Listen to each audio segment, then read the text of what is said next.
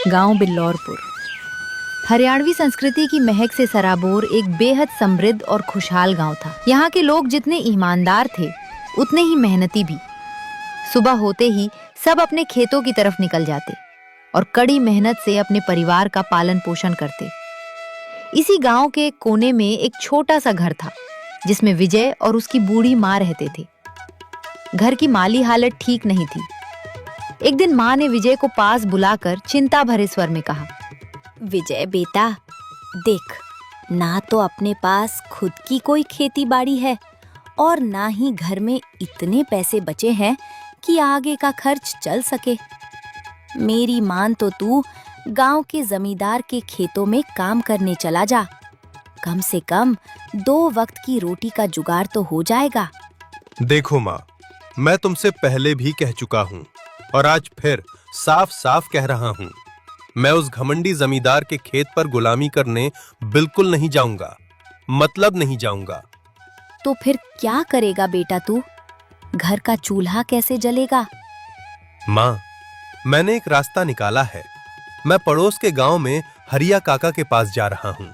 उनके पास एक पुराना ठेला है जिसे वो बेचना चाहते हैं। मैं उनसे मिलकर वो ठेला खरीद लूंगा और अपना खुद का काम शुरू करूंगा। पर बेटे, ठेला खरीदने के लिए पैसे कहाँ से आएंगे? हमारे पास तो फूटी कौड़ी भी नहीं है। पैसे की चिंता मत करो माँ, मैंने अपने जिगरी दोस्त मक्खन से बात की थी। वो बहुत ही भला और समझदार लड़का है। जब मैंने उसे अपनी मजबूरी बताई तो उसने तुरंत हंसते हंसते मुझे पैसे उधार दे दिए। मक्खन सच में बहुत नेक लड़का है। तो फिर बेटा, अब देर मत कर, तुरंत घर से निकल और सीधे हरिया काका के घर जा। ठेला खरीद कर जल्दी वापस आ। भगवान तेरा भला करे। माँ का आशीर्वाद लेकर विजय के पैरों में जैसे पंख लग गए। वो तेज कदमों से चलता हुआ सीधे हरिया काका के गांव पहुंचा और उनके घर के बाहर खड़े होकर पूरे जोश के साथ आवाज लगाने लगा, ओ काका, रे हरिया काका, अरे घर से बाहर निकलो काका, देखो कौन आया है।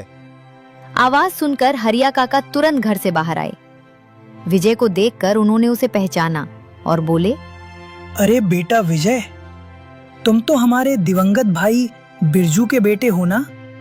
हाँ काका, मैं उन्हीं का लड़का हूँ। बेटा, बिरजू बहुत ही भला आदमी था। अभी गुजरे हुए उसे 15 दिन भी नहीं हुए, लेकिन उसकी याद हर पल आती है।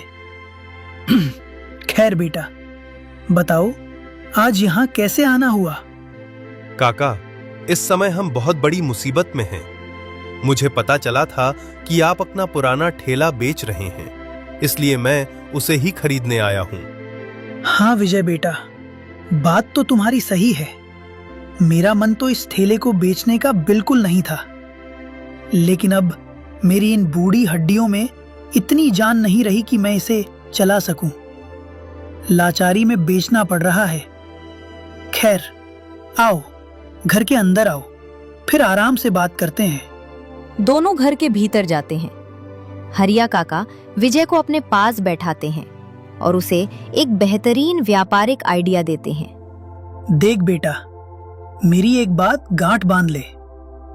तू इस ठेले पर मटन चावल बेचना शुरू कर। आजकल लोग इसे बहुत चाव से खाते हैं। विचार तो बढ़िया है काका, लेकिन क्या मेरे हाथों से बने मटन चावल में वो बड़े बड़े ढाबों जैसा स्वाद आ पाएगा? लोग पसंद करेंगे क्या? अरे क्यों नहीं बनेगा बेटा, मैं तुझे अपने खानदानी और सीक्रेट मसाले की पोटली दूंगा। जब मटन चावल तैयार हो जाए तो बस एक चुटकी ये मसाला उसमें डाल देना।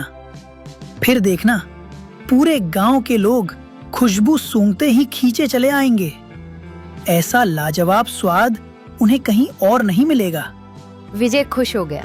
उसने सम्मान के साथ काका को पैसे दिए। वो जादुई सीक्रेट मसाला और ठेला लेकर खुशी खुशी अपने घर लौट आया। घर आते ही वो बिना वक्त गवाए सीधे रसोई में घुस गया और धड़ाधड़ मटन चावल बनाने की तैयारी में जुट गया। कुछ ही देर में जब गर्मा गर्म लजीज मटन चावल बनकर तैयार हो गए तो उसने गांव के मुहाने पर एक बेहतरीन जगह देखकर अपना ठेला लगा दिया।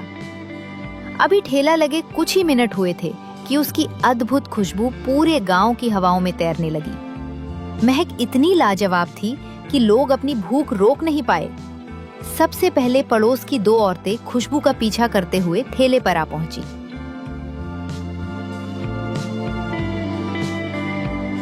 अरे विजय, क्या हाल चाल है भाई? अरे वाह, तुमने तो ठेला लगा लिया, बहुत ही बढ़िया काम किया। और भाई साहब, इसकी खुशबू तो सचमुच लाजवाब है, मुंह में पानी आ गया। वैसे एक बात बताओ, इसमें जो मसाले डाले हैं वो बाजार से लाए हो या घर पर खुद तैयार किए हैं? हाँ विजय, बहन बिल्कुल ठीक कह रही है। मटन चावल तो हम सब भी अपने घरों में बनाती हैं, अच्छे अच्छे मसाले भी डालती हैं, लेकिन ऐसी बेहतरीन महक तो कभी नहीं आती। सच सच बता, ये मसाले कहीं बाहर से विशेष रूप से बनवाए हैं क्या? अरे चाची, ये मसाले मैं खुद तैयार करता हूँ, लेकिन ये मेरा बिजनेस सीक्रेट है, इसे मैं किसी को नहीं बता सकता। वैसे आप दोनों यहाँ सिर्फ मसाले की पूछताछ करने आई हैं या गर्मा गर्म मटन चावल का स्वाद भी चखेंगी? अरे भैया, खाने ही तो आए हैं, बातों में मत उलझाओ, जल्दी से एक चमचमाती प्लेट लगा दो। विजय ने बिना देर किए फटाफट दोनों को धोने में प्लेट सजाकर दे दी। औरतों ने जैसे ही पहला निवाला मुंह में डाला, उनके चेहरे का रंग ही बदल गया। वो खुशी से झूम उठी। अरे गजब भाई, वाह क्या स्वाद है। मैं तो सिर्फ मसाले की तारीफ कर रही थी, पर यहाँ तो मटन का एक एक रेशा इस कदर गल चुका है कि मुंह में डालते ही मलाई की तरह घुल रहा है। खाकर मजा आ गया। बस करो बहन, अगर तुम ऐसे ही तारीफ करती रहोगी तो मुझे अपनी डाइट भूलकर एक प्लेट और खानी पड़ जाएगी। पर समस्या ये है कि इस समय मेरे पास और पैसे नहीं हैं। चाची, अगर पैसे नहीं है तो कोई बात नहीं, कल आ जाना, क्योंकि आज तो दुकान की बोहनी का वक्त है और पहला दिन है, इसलिए आज तो मैं उधार बिल्कुल नहीं करूंगा। दोनों औरतें हंसती हुई विजय को पैसे देती हैं और वहां से तृप्त होकर चली जाती हैं। देखते ही देखते ये खबर पूरे बिल्लौरपुर गांव में आग की तरह फैल गई। विजय के ठेले पर भूखे शौकीनों की भारी भीड़ उमड़ पड़ी। कुछ ही घंटों में विजय का सारा मटन चावल बिक गया और उसकी तपेली पूरी साफ हो गई। पहले ही दिन बम्पर कमाई से विजय और उसकी माँ बेहद खुश थे। अगली सुबह होती है। विजय एक बार फिर उसी जोश के साथ पूरी तैयारी करके ठेला उसी जगह पर लगा देता है। लेकिन आज ठेले पर सबसे पहला ग्राहक कोई और नहीं बल्कि उसका वही पक्का दोस्त खुद चलकर आता है जिसने उसकी मदद की थी, माखन लाल। अरे वाह विजय भाई, तुम तो सच में यार मटन चावल का ठेला लगा बैठे, कमाल कर दिया तुमने तो। अरे माखन भाई, ये सब बस तुम्हारी ही मेहरबानी है। अगर तुम उस वक्त सही समय पर मुझे पैसे देकर मदद ना करते तो शायद आज मैं ये दुकान खोल ही नहीं पाता। वैसे बताओ भाई, तुम्हारे लिए गर्मा गर्म प्लेट लगाऊं या सिर्फ ठेला घूमने आए हो? अरे नहीं भाई, प्लेट बाद में लगाना, पहले मेरी एक बात सुनो। मैं अभी तुम्हारे घर की तरफ से ही आ रहा था। वहां तुम्हारी माँ की तबीयत थोड़ी खराब लग रही थी। वो कुछ परेशान थी और कह रही थी कि उन्हें तुमसे कोई जरूरी बात करनी है। इसीलिए उन्होंने मुझे दौड़कर भेजा कि जाकर विजय को तुरंत घर भेज दो। क्या बात कर रहे हो माखन भाई? मुझे लगता है माँ आज सुबह की दवा खाना भूल गई होंगी या फिर घर का कोई जरूरी काम आन पड़ा होगा। अच्छा माखन भाई, तुमसे एक बात कहूं, क्या तुम थोड़ी देर के लिए मेरे इस ठेले पर खड़े रहोगे? अरे भाई, मैं तो खड़ा हो जाऊंगा, पर मुझे बेचना वेचना कहाँ आता है। लोग आएंगे तो मैं कैसे संभालूंगा? अरे करना कुछ नहीं है भाई, बस जो भी ग्राहक आए उसे प्यार से भरपेट मटन चावल की प्लेट लगा देना। बोर्ड पर लिखा ही है 10 रुपए प्लेट भरपेट भोजन। मैं बस माँ को देखकर पलक झपकते ही वापस आता हूँ। चलो ठीक है भाई, तुम बिना किसी फिक्र के जाओ, तुरंत जाओ और माँ को देखकर आओ। विजय माखनलाल को ठेला सौंपकर तुरंत अपने घर की तरफ दौड़ पड़ता है। अब ठेले की पूरी कमान माखनलाल के हाथों में आ चुकी थी। अभी माखनलाल को खड़े हुए थोड़ी ही देर हुई थी कि मटन चावल की महक के दीवाने ग्राहकों की ताबड़तोड़ एंट्री होने लगी। माखनलाल फुर्ती से सबके लिए प्लेट लगाने लगा। देखते ही देखते जब सारे ग्राहक खा पीकर चले गए और गल्ला नोटों से भरने लगा, तब माखनलाल के सीधे साधे मन में धीरे धीरे लालच का सांप रेंगने लगा। यार, विजय तो सिर्फ 10 रुपए प्लेट में इतना बेहतरीन मटन और चावल बेच रहा है। कमाई तो बहुत तगड़ी है। अगर मैं किसी भी तरह कुछ भी तिकड़म मिलाकर इसका ये ठेला हड़प लूं, तो मैं तो रातों रात अमीर बन जाऊंगा। हाँ, कोई ना कोई रास्ता तो निकालना ही पड़ेगा। माखनलाल अभी लालच के ख्यालों में डूबा ही था कि तभी अचानक एक परदेसी जोड़ा उसकी दुकान के सामने आकर रुकता है। मटन की खुशबू से दोनों का बुरा हाल था। अरे भाई साहब, क्या लाजवाब खुशबू है यार आपके मटन चावल की। इसकी महक इतनी दूर तक आ रही थी कि मैं रास्ते में रुक नहीं पाया और लोगों से पूछते पूछते सीधे आपके ठेले तक चला आया। हाँ भैया, ये बिल्कुल सच कह रहे हैं। हम दोनों बहुत दूर से यात्रा करके आ रहे थे। रास्ते में जैसे ही आपके मटन चावल की ये जादुई खुशबू हमारे पास पहुंची, हम तो बस इसके पीछे पीछे खिंचे चले आए और आखिरकार आपकी दुकान ढूंढ ही ली। अरे कोई बात नहीं बहन जी और भैया जी, आपका स्वागत है। तो फिर देर किस बात की, आप दोनों के लिए प्लेट लगाऊं? भाई साहब, एक बात पूछनी थी। आपके इस ठेले के बोर्ड पर तो 10 रुपए प्लेट लिखा हुआ है। क्या सचमुच आप मात्र 10 रुपए में ये मटन चावल दे रहे हैं? अरे नहीं नहीं साहब, वो दरअसल ये ठेला मैंने किसी पुराने मालिक से खरीदा है। ये 10 रुपए प्लेट तो उसने पहले लिखवाया था। मुझे तो अभी नया बोर्ड लिखवाने का समय ही नहीं मिला। हमारी एक प्लेट की कीमत पूरे 100 रुपए है। अरे 100 रुपए तो ऐसी लाजवाब खुशबू के लिए बहुत बढ़िया दाम है भैया। कोई ज्यादा महंगे नहीं है। ऐसा करो, एक प्लेट मेरे लिए फटाफट लगा दो। जी बिल्कुल, आप दोनों आराम से बैठिए, मैं तुरंत गर्मा गर्म प्लेट लगाता हूँ। माखनलाल ने तुरंत 2 प्लेटें सजाईं और उन्हें परोसी। स्वाद इतना बेमिसाल था कि दोनों परदेसियों ने उंगलियां चाटते हुए पूरी प्लेटें साफ कर दी। खाना खत्म करने के बाद परदेसी पति बेहद खुश होकर बोला, भाई साहब, आपके हाथ के मटन चावल का स्वाद तो वाकई कमाल का है। ऐसा स्वाद मैंने आज तक कहीं नहीं चखा। अगर मैं आपसे एक गुजारिश करूं, तो क्या आप मेरे लिए एक काम करेंगे? जी बिल्कुल भैया, हुक्म कीजिए, बताइए क्या काम है। असल में कल मेरे इकलौते बच्चे का जन्मदिन है।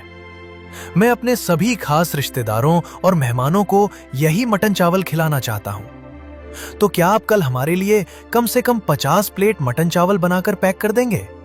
अरे साहब, ऑर्डर तो बहुत बड़ा है और सब बन भी जाएगा, पर बात यह है कि हम ढेर गरीब मजदूर लोग 50 प्लेट के लिए मटन चावल और मसाले एडवांस में खरीदने पड़ेंगे, जिसके लिए हमारे पास अभी पैसे नहीं हैं। अगर आप थोड़ा एडवांस दे देते तो सारा सामान आ जाता और काम पक्का हो जाता।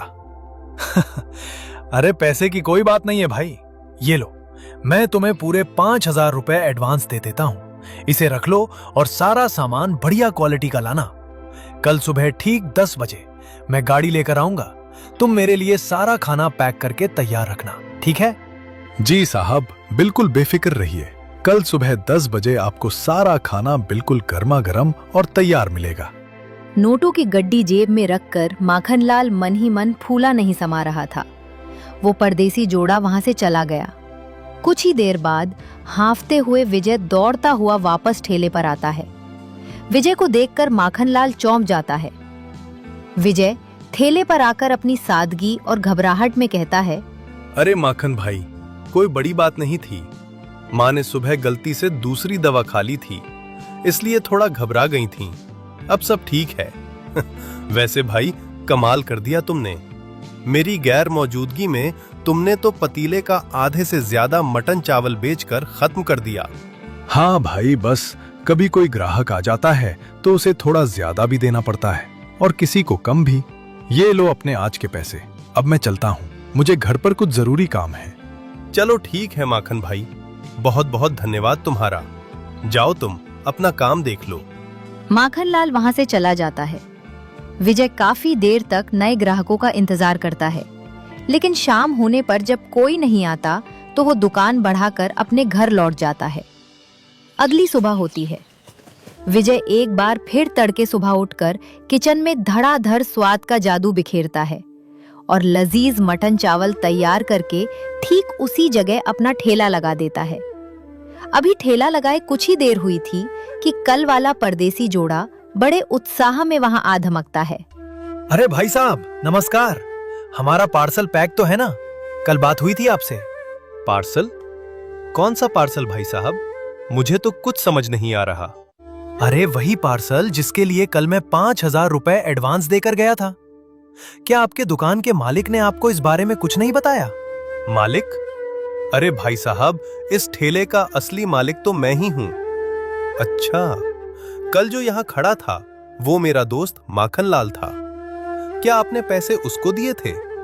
हाँ भाई, कल जो यहाँ लड़का था हमने उसी को पूरे 5,000 रुपए एडवांस दिए थे, 50 प्लेट मटन चावल के लिए। 5,000 रुपए का नाम सुनते ही विजय के पैरों तले जमीन खिसक गई। वो समझ गया कि उसके सबसे पक्के दोस्त ने उसके साथ बहुत बड़ा धोखा किया है।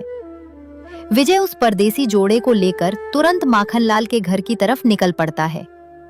माखनलाल उस वक्त अपने घर पर ही मौजूद था। जैसे ही विजय और परदेसी बाबू वहां पहुंचते हैं, परदेसी बाबू गुस्से में लाल पील होकर माखनलाल को डांटने धमकाने लगते हैं। तुरंत डर के मारे वो सारे पैसे दे देता है और फिर विजय गुस्सा होकर अपने ठेले पर चला जाता है। सीख कभी भी दोस्ती में बेईमानी न करे। धन्यवाद।